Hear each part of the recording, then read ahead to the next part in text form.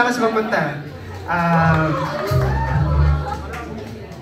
First time in performing in Cebu City. Yeah.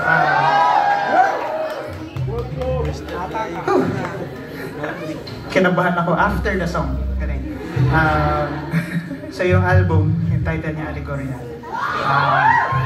Tungkol siya sa mga iba-ibang experiences sa buhay na gusto namin sana na mas mapag-isipan at maihayag. So marami tayong dinadanas, diba, sa buhay. Sino dito walang experiences? Ay, wala daw. Want a pure and happy life. You're like a dog. So yung isa sa so may mga kanta kami na sulat na medyo problemado, diba, tulad ng first song, and more. Ayan. Pero hindi lang naman yun lahat, so we hope ma-enjoy nyo yung journey. Ayan. Sama-sama tayong maging tao. Ayan. Next two songs, ang pabagat nila ay Allegoria at Paraiso.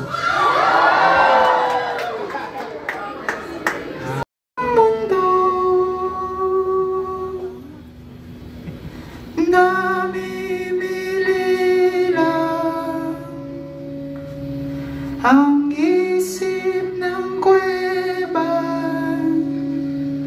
pagtataguan, pinapanood lang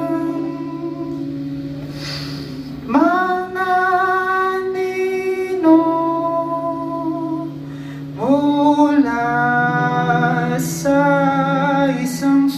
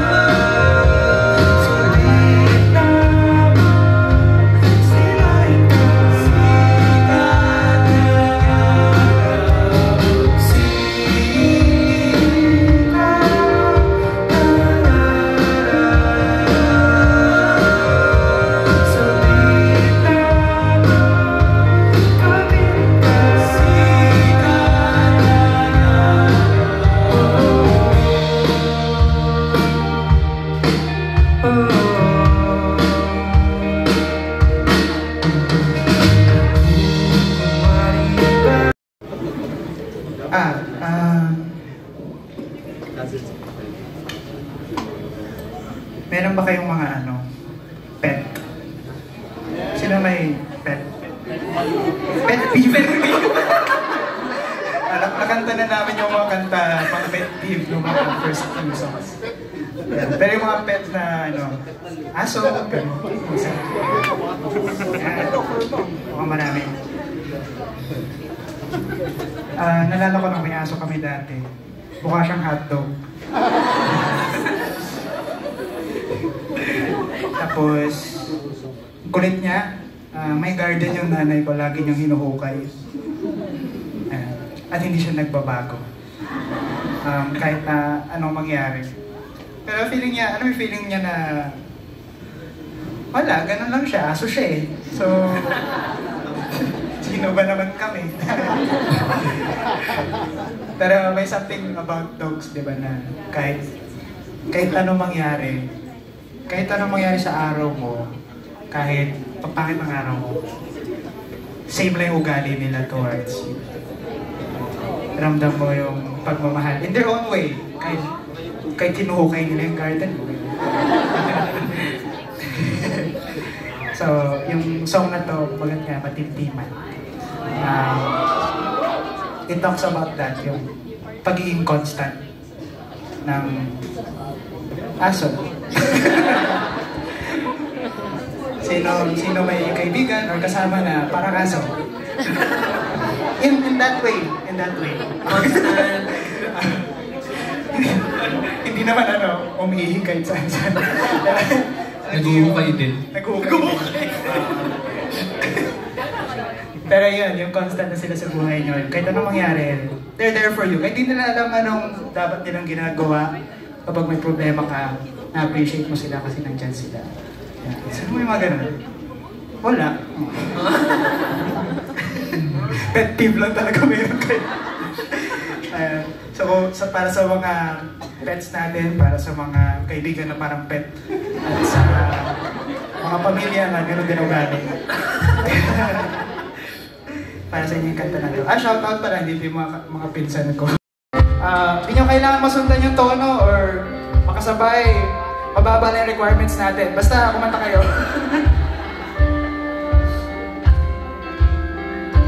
Madali lang naman sundan.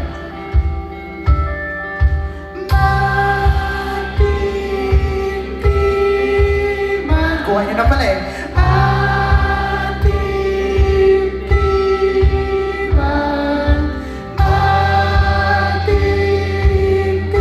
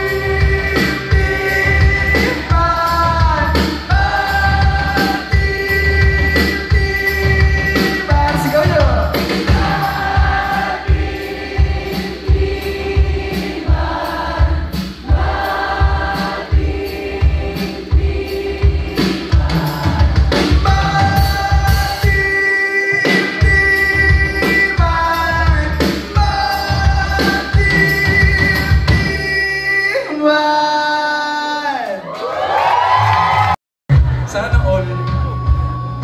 Yung song na to, tungkol siya sa special someone. Paano ba? Basically, matagal kami hindi nagkita, or parang di ko alam kailan kami magkikita ulit. Wait lang, di ba yun yung di ba yun yung story? Di ba tapos? Tapos, so nagkita kami.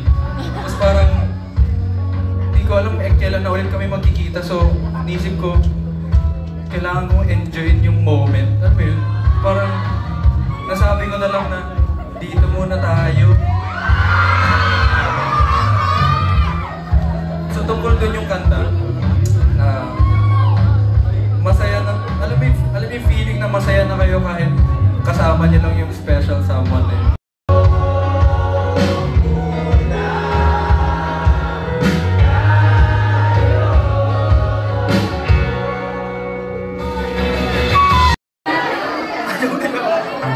Yung mga nangangalay na dyan, umami. Okay. Okay. Parang nasa ano pa lang tayo, kalahati. Wow, Comedians Advance. Wow. Grabe.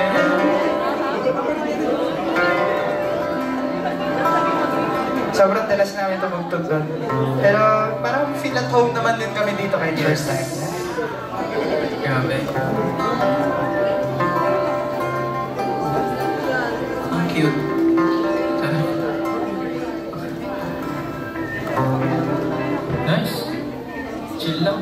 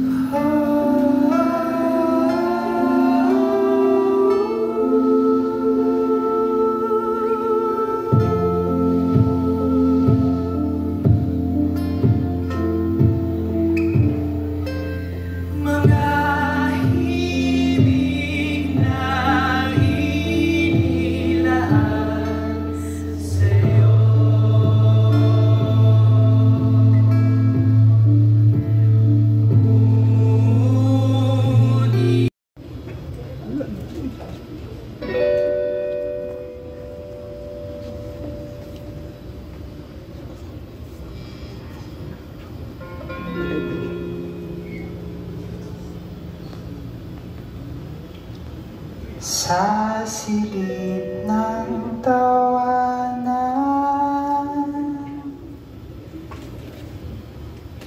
sa sulok magtatagpuan, di natatagpi sa isipan, mga piraso ng larawan, hindi mabuo, pusong nagkukulumianan.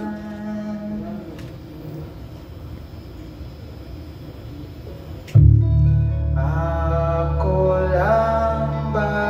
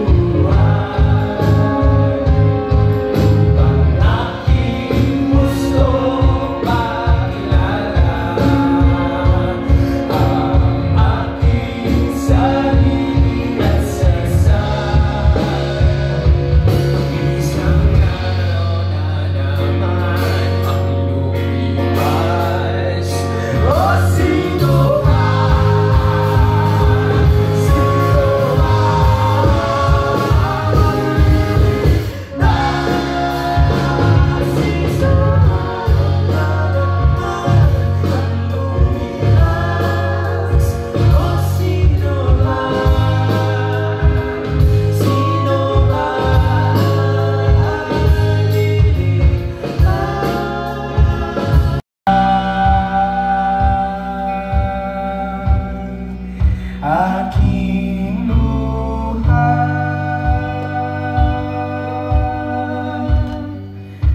saan nga ba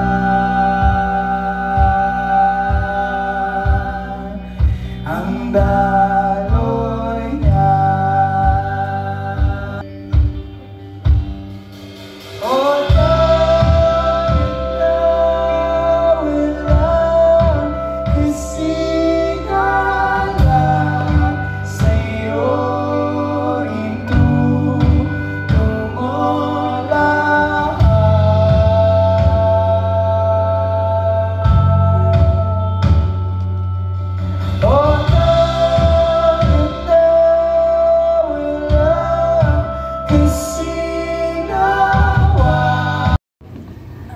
Isa siyang kanta tungkol sa pag-asa, and yung goal namin as a band is somehow makapagbigay pa ng pag-asa. So may mga times na mahirap siya kantahin kasi hindi naman kami laging positive about life as seen in some of our songs today. So tao rin kami na nadadapa, nagkakamali, dumadaan sa mga madidilim na kabanata. Tama. Okay, thank you. Very helpful kayo. Siya talaga nagsulat ng lahat. Pati speed. Si Direk pala to eh. Ayun. So, sa mga ganong panahon, hirap din siya kantahin eh. So, siguro makarelate din yung iba na gumagawa ng kahit anong art, di ba? Na sometimes may mga susulat ka na pag binasa mo or pinakinggan mo parang, pag kayo, totoo ba? May hope ba for the future? Lalo na pag hindi maganda yung pinagdadaanan at yung paligid mo, siguro hindi rin ganun ka ganda yung nangyayari. Pero for us, ang realization namin is nagiging action din kasi yung pag-asa na kahit na hindi mo pa ma-imagine or hindi mo makita na meron talagang good ending sa mga bagay-bagay, pwede mong ilaban yung good ending. Diba? So, and it takes, siguro the word is faith. Kaya may mga songs, yung song din before this, the song about faith. So, yung faith yung nag-enable sa atin to see beyond yung hindi in a way na hindi natin ina-acknowledge yung reality ng buhay. Pero ina-acknowledge mo na mayroong pag beyond it. Na it's possible to change things, gano'n. It's possible to get through this. And with that, kaya mong mag-act. Hindi ka paralyzed, kumbaga. Na you can fail trying, pero if you have faith, you can try again. Yeah. Sobrang halaga nan for us. So we hope na sa munting kantang ito, may pabaon kayo sa buhay nyo outside of this venue.